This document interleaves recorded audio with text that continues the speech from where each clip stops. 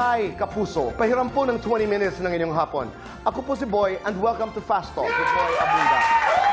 Sa lahat ng kasama po natin sa Facebook at YouTube, maraming salamat. Sa lahat ng nakikinig po sa DZWB, welcome to the program.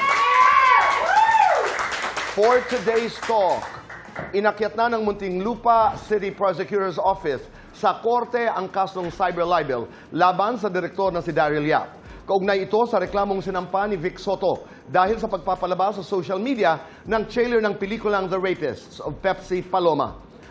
Makikita sa trailer ang eksena kung saan sinabi ni Pepsi na di umano'y siya ginahasa. Ayon sa investigasyon ng piskalya, may prima facie or facie evidence o sapat na ebidensya upang kasuhan si Daryl ng cyber libel. Kaya asahan natin na didinggin ng korte ang kasong ito sa mga susunod na buwan. At ayon sa batas, kung sakaling mapatunayang guilty si Daryl, ay maaari siyang makulong hanggang 6 na taon. Wala pa kaming impormasyon kung naglabas na ng warrant of arrest ang korte. Nirekomenda ng piskalya ang piyansang 10,000 pesos. Nauna nang inutos ang korte noong nakaraang Enero ang pagti-take down ng trailer ng pelikulang The Rapists of Pepsi Paloma. We reached out to Daryl pero tumanggi siyang magbigay ng pahayag alinsunod sa advice ng kanyang abogado na si Attorney Raymond Fortune. Maraming salamat po. Ngayong hapon po dito sa Fast Talk, kantahan at kwentuhan ang magaganap. Dalawa sa pinakamakikisi na mga artista dito sa ating bansa ang ating makakasama. Ang isa ay, siyempre alam natin, ay umiibig. Ang isa ay aalamin natin kung nasa nang lagay ng kanyang puso. Tay Kapuso, please welcome. Ang umiibig ay nakangiti. Raver and Matt. Raver Cruz and Matt Lozano. Magandang hapon. Maraming salamat. Please. Ang inyong mga gitara ay nasa likod. Sabi ko nga, medyo kantahan at kwentuhan. Pero bago ang lahat, kumusta kayong dalawa? Ito boy, sobrang happy ako kasi busy, may work. Ganda. Tama yun. At saka isa pa, parang kakaiba. Kakaiba yung radiance. Meron bang nagpapasaya ng iyong puso? Mamaya-maya, sasagutin mo yan. Gusto mo na sagutin agad I-remind mo ko mamaya para matanong natin. Kumusta ka, Raver? Siyempre, masayang-masaya with work and with my personal life and with my love life. Ganda, no? Ganda ng balanse. Ano ang sinagtala at bakit namin dapat panoorin ang pelikulang ito? Tito Boy, well, para sa akin ang sinagtala, guiding light siya. Baga, siya yung, kung may isang tao kang importante sa buhay mo na tingin mo siya yung nagpatama ng landas mo, for me, yun ang meaning ng Bilang Reggie? Bilang Reggie, si Reggie kasi nawala sa landas niya eh. Okay. Yun yung struggle niya sa buhay niya. Parang kinain siya ng fame niya. Dahil rockstars kami dito, Tito Boy. And then yung struggle ko, nawala ako sa landas. Yung struggle ko with my daughter, broken family. So kinailangan ko iangat yung sarili ko. And then naging sinagtala ko dito is yung ang Panginoong Diyos at ang pagmamahal ko sa bandang ito. Dahil kanya-kanyang purpose ang meron kami dito sa buhay. Ang sinagtala po ay isang band, no? Yes. Kung saan ikaw ay vocalist, Yes. ikaw naman ay Lead guitarist. lead guitarist, si RC ay bassist, Bassist. Vocalist si, may vocalist ba? Si Rhythm guitar and... Rhythm and guitar and vocals. Yes, Si Glyza, Rian, Drummer. di ba? So sila ay they belong to one band. Ang sinagtala ay ang pangalan ng kanilang banda. Ano naman ang sinagtala para sa iyo? Para sa akin... Para kay Isko? Para kay Matt? Para sa akin and para kay Isko, ang sinagtala ay nagsisilbing nagbibigay liwanag sa dilim. Nagbibigay liwanag sa dilim. Okay. Yes, kasi lalo na sa character ko dito, si Isko, grabe yung struggle niya dahil hindi siya tanggap ng tatay niya. Okay. Umpisa pa lamang po yan ang ating kwentuhan. Umpisahan naman natin ang kantahan. Let's go to the first song. Katulad ng naipangako natin, you'll be safe here. Yes. Kanino to? Raver, this is yours, no? Yes, Tito Boy. Sige. Okay. Pakikinggan natin ang awiting ito. Sa Sinagtala po, na the film, sabi nga ni Raver na wala siya dito, kinain siya ng sistema, sumikat, yumabang, naligaw ng landas, Yes. pero naibalik dahil nga sa Panginoon at dahil nga sa inyong grupo. Pero sa pag-ibig, Raver, okay ba na safe ka while being in love? Isn't that necessary also sometimes na you are on your toes at hindi ka laging panatag at ligtas? Ako kasi, Tito Boy, ngayon ko binabase kasi, Ngayon, alam kong, at yes, present. alam Oo. kong sobrang safe na safe yung puso ko and very well loved by Miss Julian San Jose. Oo. Yun yung nararamdaman ko. Thank you for qualifying na ang pinag-uusapan natin ngayon. Pero nagdaan ka ba sa buhay mo na umibig ka pero hindi safe ang iyong pakiramdam? And what happened? Did you work harder or did you walk away? Anong nangyari? No, Tito Boy, pag nararamdaman ko na yung feeling na yun, ina-assertan ko ng effort and pinapakita ko talaga yung pagmamahal ko. Pag nararamdaman mong hindi ka na safe, Yes, kasi... nagpapakita ka ng more love, gano'n? Yes. Ganun naman ako, Tito Boy, kahit sino naman sa atin pag na-in love. For me kasi sobrang...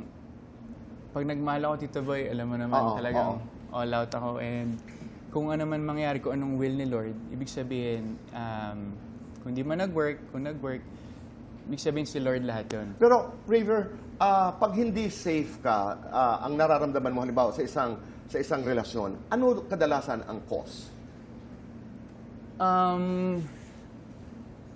Third party ba ito? Hindi Or naman. you're outgrowing each other? I'm Parang talking about siguro, general Tito Boy, terms. nagkakaroon lang ng ibang landas and mafe-feel mo yun. Parang hindi na siya ganun ka-strong. Ilang beses ka nang umiyak dahil sa pag-ibig?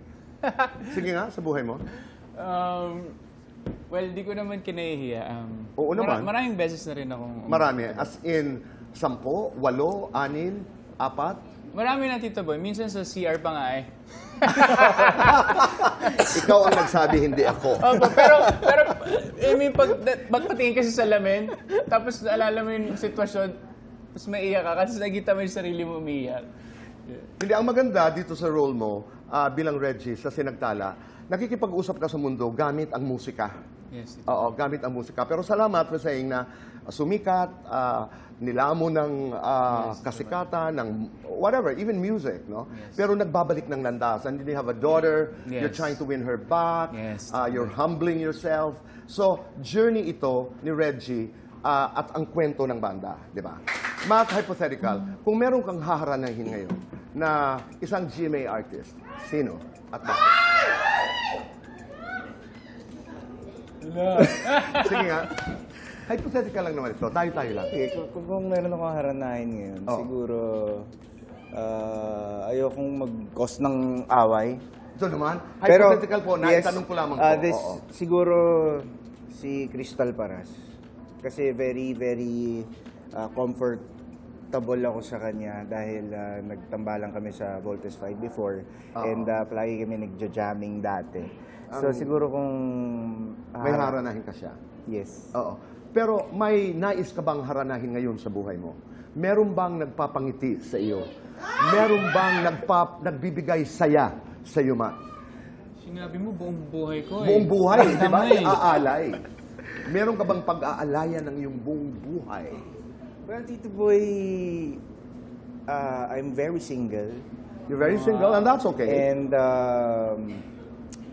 masaya ako ngayon na single ako. Kasi mas nakawala ako sa kulungan, kumbaga. Kumbaga parang ngayon kasi nagagawa ko lahat ng mga gusto kong gawin nang walang hindrance. Pero, Oo. syempre namimiss ko yung pakiramdam. Ng umiibig. Umiibig. Ang sarap kasi ng kwento ng Sinagtala dahil si Matt plays the role of Isko na nagtatago sa kanyang katahimikan.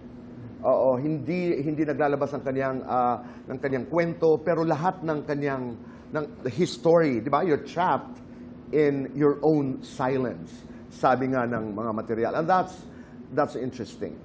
Kung may makakasama ka doon sa katahimikan na yon, pangalan halimbawa ng babae, kung bubuksan namin ngayon ang puso mo at ang katahimikan na yon, anong pangalan ng babae ang aming makikita? Daniela. Daniela. Talaga, ganda. Daniela, kung nanonood ka, magandang hapon. Magandang hapon sa'yo. River, mabilisan lamang. Isang love advice para kay Matt. Ano? Ako sigurong mapapayo ko lang kay Matt. Wow! Nag-advise ako! Sige nga, Hindi, sige nga. Sige na. Sa ngayon kasi Sige. nakikita ko na na-enjoy mo yung single life mo. And huwag kang mag-alala bro kasi di naman kailangan hanapin yan.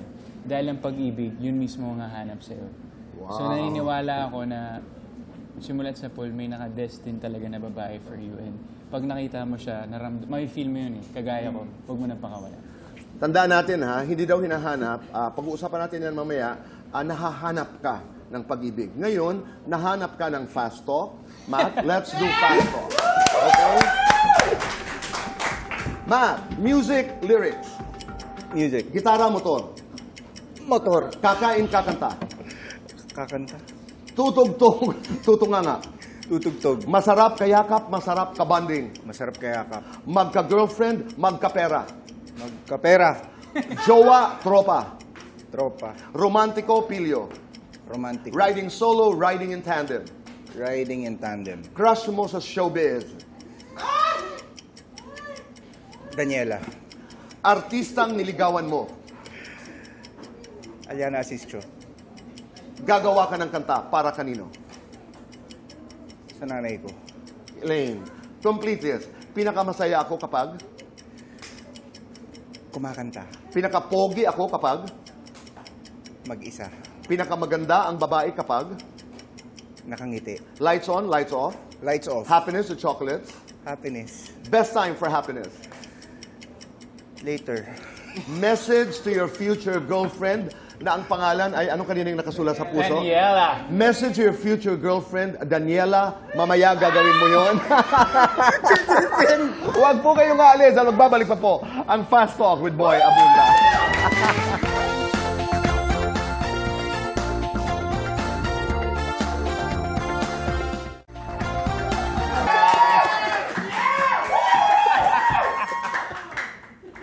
Hinahanap-hanap ba o nahanap na? Alam mo Ako, ang sagot na, nahanap nahanap ko na, pa. Tito Boy. Hinahanap-hanap. Mensahe para sa future girlfriend. Huwag na natin pangalanan. Sorry po, Daniela. Pinangalanan pa rin. Okay, para sa future girlfriend, excited ako makilala ka at Sarap. excited na ako maramdaman ng iyong pagmamahal. Kung nasaan ka man at kung sino ka man, Daniela. Okay. Let's do fast talk, Raver. Okay, Raver. Magaling kumanta, magaling manligaw. Magaling mong ligaw. Magaling sumayaw, magaling mambola.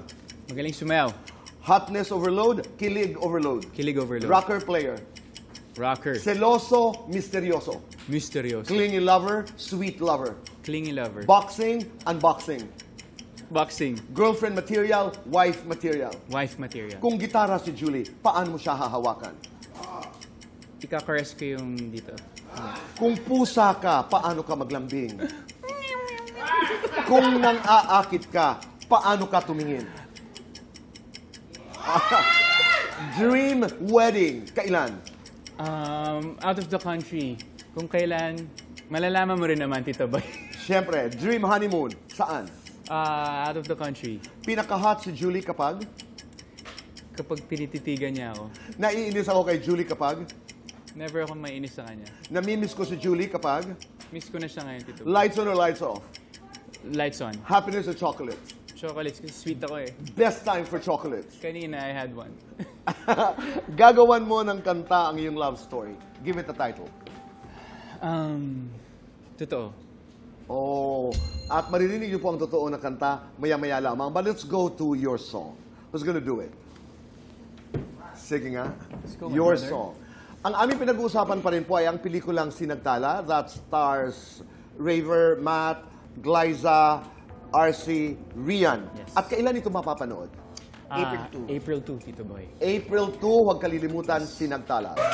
Ma, ito'y in another lifetime, in another story. Kung pipili ka ng girlfriend, sinong pipiliin mo? Si Glyza, si RC, o si Rian?